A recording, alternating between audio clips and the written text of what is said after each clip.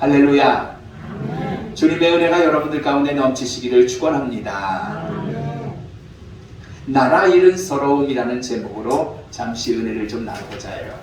우리나라나 이스라엘이랑 너무나 비슷한 상황이었거든요. 우리 김재원 집사님 기도하셨지만 우크라이나가 어때요? 러시아 힘이 있는 러시아의 공격을 받잖아요. 그래서 지금 이제 수도를 치고 들어간다라고 말을 하면서 많은 어려움을 겪고 있어요. 나하고 싸운다라면 저 하음이나 지민이 같은 애들이 나하고 싸우는 격도 안 될 거예요. 나라를 잃으면 어떻게 돼요? 그 국민들은 난민이 되어서 세계를 떠돌아다니기도 합니다. 우리가 베트남 보트 피플 잘 아시잖아요. 받아주는 국가도 거의 없어요. 예멘이라는 나라가 떠돌아다니는 그러한 난민들이 우리나라 제주도에 와 있는데 이것에 대해서 얼마나 우리나라 사람들이 또 깃발을 들면서 반대를 했는지 몰라요. 왜? 나쁜 짓 하고 해하고 전염병이라도 번져주면 어떡할 거냐. 그래서 기껏 생각한 게 제주도에는 그래도 서민이니까 가다 놓고 무트로는 못 올라오게 하는 거죠. 우리도 그런 상황을 맞을 수가 있는데 말입니다. 일본은 여러분 우리나라를 어느 정도 되냐면 36년 동안이나 남의 집에 쳐들어와가지고 지들 멋대로 했어요. 사람을 잡아다가 전쟁터에 동원을 시켰습니다. 그뿐이 아니에요. 노동력 착취를 했잖아요. 심지어 전쟁터에서 군인들의 이 성욕을 해소하고 충족시키는 위안부로도 우리나라 여자아이들을 10대 아이들을 잡아갔죠. 위안부 생존자가 이제 12명 12분밖에 남지를 않았습니다. 어리고 애띤 우리 딸들을 데려간 거예요. 그리고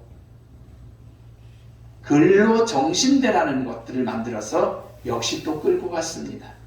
근로정신대와 정신대는 달라요. 근로정신대는 뭐냐면은 위안부와 다르게 강제 노역을 시키는 그런 일이에요. 어린 여자아이들을 잡아다가 선생님이 학교에서 노 데려가라 해가지고 강제로 잡혀가서 노동을 하는 거죠. 1945년에 1089명이 군수공장에서 근무를 했다고 합니다. 초등학교 어린 아이들을 잡아다가 그 짓을 한 거죠, 일본이. 여러분, 일본이 세계문화유산에 군함도라는 것을 등재했습니다. 우리는 굉장히 방해를 하고 우리 나름대로 우리의 목소리를 냈죠. 안 된다. 왜? 그곳은 영화에도 나왔었지만 우리나라 사람들의 피와 눈물이 있는 곳이었거든요. 왜 이러지? 여러분, 그리고 지금 또한 추진 중에 있는 사도광산이라는 데가 있습니다. 사람이 이렇게 일어서서 허리도 펴골지 못하는 그러한 끔찍한 일을 하면서 강제 침략을 당해서 강제 노동을 시켰던 그러한 장소예요. 우리에게 멋진 곳이 아니라 뭐예요? 비참한 역사의 현장이었죠. 사도광산이라는 강제 노동시키는 거. 우리가 교회 다니면 여러분 신앙생활을 합니다. 그런데 일제강점기에 우리나라는 우리가 신앙생활을 하는 것에 대해서 일본은 우리를 억압했고 이렇게 신앙생활하는 것도 허락지를 않았어요. 일본은 뭐라고 얘기를 했습니까? 나는 하나님을 믿고 나는 쉽게 말하면 부처님을 믿는데 걔네들은 뭐예요? 신사와 국왕을 섬기라라고 강압적으로 하고 그거를 거부하면 잡아다 죽이기까지 한 거죠. 여러분, 다니엘도 똑같이 이스라엘의 역사를 보면은 다니엘 얘네들도 신앙의 자유를 가지고 동쪽을 향해서 하나님 앞에 창문을 열고 기도하는데 얘네들 엉뚱한 거 섬긴다라고 사자굴에 놓기도 하고 그 풀아궁이에 놓기도 하잖아요. 죽이기도 합니다. 다니엘서 역시 나라를 잃은 포로들이었기 때문에 그런 어려움을 겪었던 거죠. 자유가 없었던 거죠. 신사참배를 거부했다라는 이유 하나만으로 수많은 신앙인들이, 목사님이, 대표적으로 주기철 목사님이 죽음을 당했죠. 이 나라 잃은 서름이죠. 내 나라에서 내가 뭐를 하든지 무슨 상관이에요. 도둑질만 안 하고 범죄만 안 일으키면 되는 거죠. 며칠 전에 친구 목사님과 대구를 다녀왔습니다. 대구 제일교회라는 큰 교회가 있어요. 그곳에서 담임 목사님을 하시던 분인데 이분은 제 친구의 정조부예요. 교회 목사이셨고 대구 YMCA를 만들어서 청년운동을 하셨던 분이죠. 학교를 세우셨습니다. 그게 훗날 계명대가 됐죠. 그리고 무엇보다도 한강 이남에서 가장 중요한 것은 만세운동을 가장 먼저 주창하고 주동을 하신 분이에요.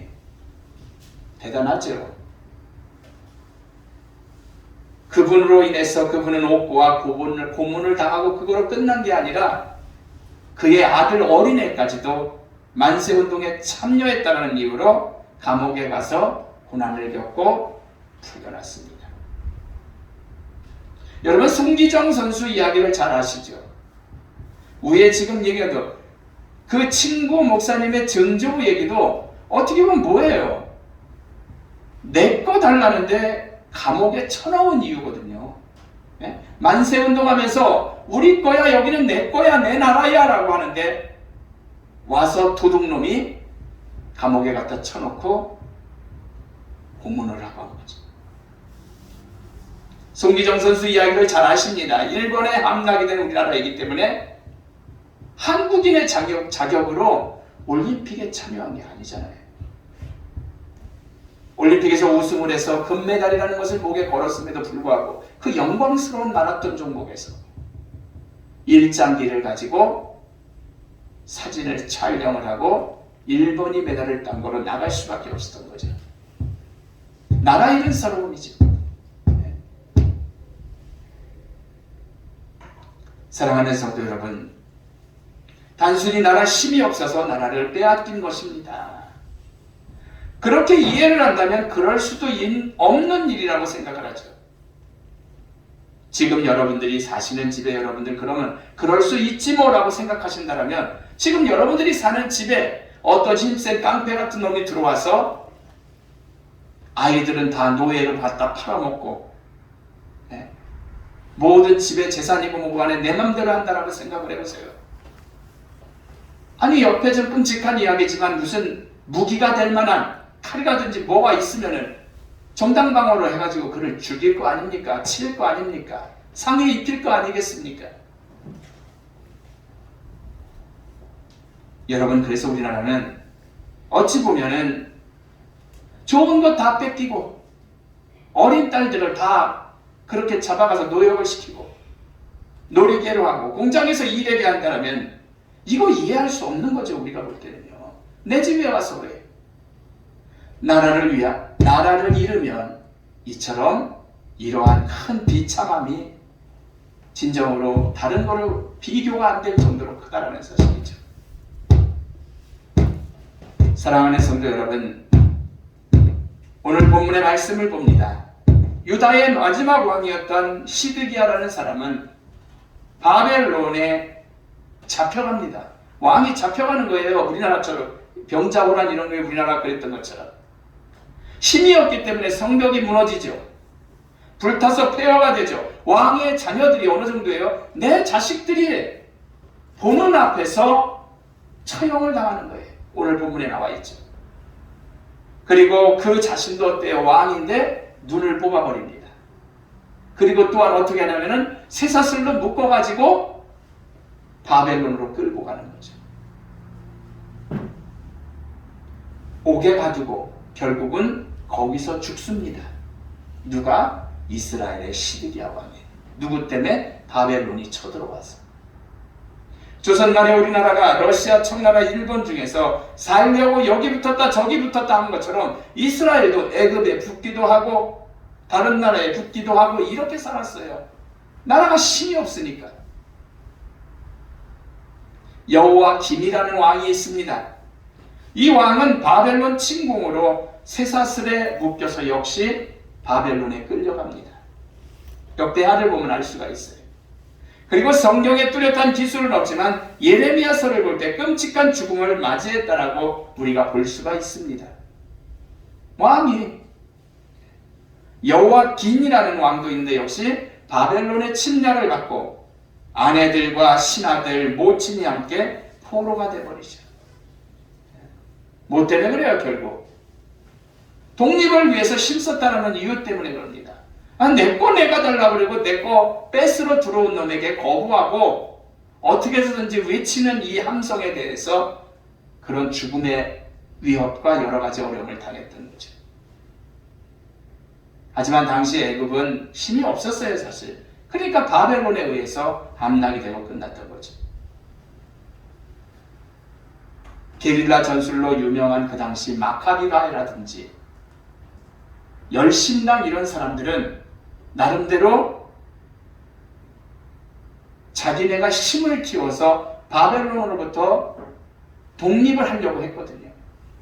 그러나 다 허사한 일이었다는 것을 우리가 알 수가 있습니다. 나라가 힘이 없어서 빼앗기고 독립하려 나름대로 노력했던 것, 결국 그게 다 뭐예요? 나라 잃은 서러움이라는 거죠. 1909년 10월 28일 하얼빈에서 우리가 잘 알고 있는 독립군 안중근 의사가 이토 히브로 분미를 총으로 저격을 합니다. 모든 사람이 듣도록 러시아 말로 대한민국 만세인 뭐라고 하냐면 꼬레아 우라라고 외쳐버립니다. 대한민국 만세죠. 러시아 공안들에게 체포된 후 리슨 감옥에 넘겨져서 2월 14일 날 재판에 의해서 사형 언도를 받고 같은 해 3월 6일 날 사형장의 이슬로 사라집니다. 31세의 짧은 생을 살았지만 안중근 의사는 대한민국 국민이라면 누구나 그를 알고 있잖아요. 대한민국의 독립을 위해서 자신의 목숨도 아끼지 않은 분, 그런 분이 희생한 거죠. 하지만 반대로 일본은 안중근 의사를 뭐라고 해요? 우리와 다르게 테러리스트라고 얘기를 하죠. 한국에서 영웅으로 여기는 분을 죄를 지어서 사형당한 죄인 중이 아니라 비하하는 거죠. 그 사람이 뭘 잘못했어요? 내 거 달라는데 내 걸 왜 뺏어서 누려요? 내 집에 들어와서 아까 말씀드렸지만 집에 가족 식구에게 해악질을 하고 지멋대로 하는 사람을 가진 것을 가지고 총질했다라는 이유 하나로 테러리스트로 규정하는, 그리고 결국 사형시켜버리는 이러한 것들이 나라 잃은 서러움이죠. 여러분, 처음에 우리가 성경을 본 요셉이 49명의 가족을 데리고 애굽에 정착을 합니다. 그리고 이스라엘 민족이 번성을 하여서 애굽을 다스릴 것 같이 되니까 애굽 사람들은 어떻게 했어요? 그들을 다 노예로 삼아버립니다. 출애굽이라는 영화를 보면 모세가 나오는데 심지어 이스라엘 사람들을 노역을 시키는데 벽돌을 굴려면 지푸라기를 갈아서 넣어야 하는데 지푸라기도 주지 않고 알아서 구해다 해라라고 해서 채찍질을 하면서 노역을 시킵니다.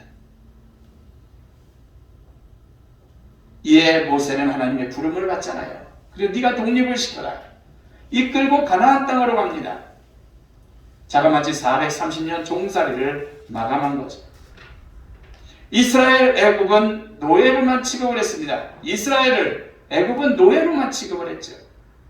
심지어 모세가 태어난 그때 이스라엘의 민족의 2살 이하의 아이들을 죽이기까지 하잖아요. 국가가 힘이 약하거나 국가를 잃으면 살 수가 없는 거예요.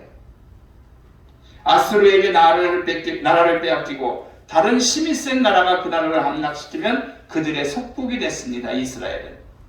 결국 로마가 힘을 가질 때 로마의 속국이 되어서 예수님 시대에 멸망한 이스라엘은 세계 각곳을 흩어 살다가 2500년 만에 나라를 일구어서 지금 살고 있는 거거든요. 결론적으로 말씀을 드리고 마칩니다.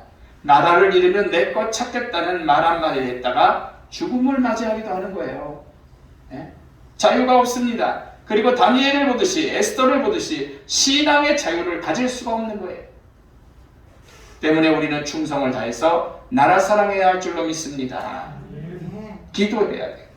그래서 이 민족의 번영과 통치자들을 위해서 기도하셔야 하고, 특별히 3월의 대통령 선거와 6월의 지자체장 선거를 위해서 기도하시기를 바랍니다.